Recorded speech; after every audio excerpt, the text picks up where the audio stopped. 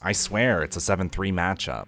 Matchup time, it's Faust versus Faust. Get ready. Whiff Punishment.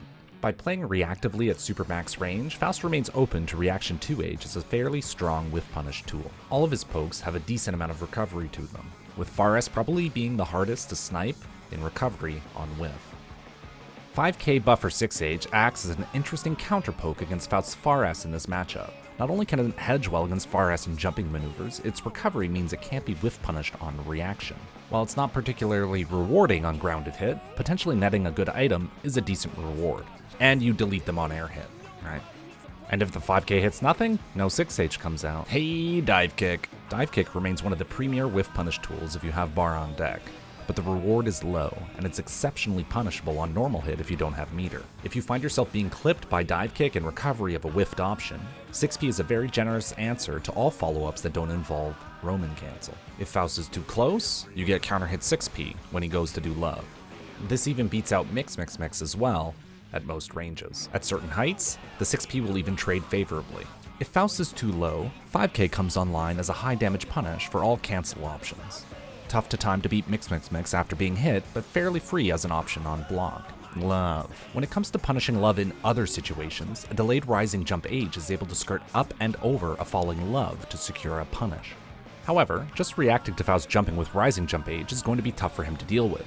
He's just too big to navigate around it easily, and if you counter hit him, you get mad damage. Crossup MixMixMix. Now on the subject of Crossup MixMixMix, there's a trick to negate it. By buffering 4 pH on reaction to Faust's jump, you'll FD if he stays in front, and anti-air him should he cross over.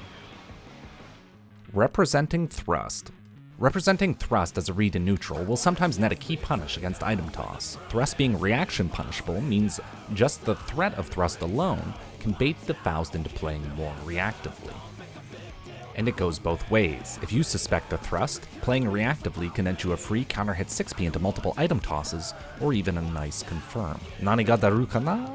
Item toss after 2H being minus 22 on block means Faust is freely open for punishment on reaction should he even remotely be in range. Not only is it exceptionally minus, it also has a 40 frame total duration, making it an easy whiff punish opportunity.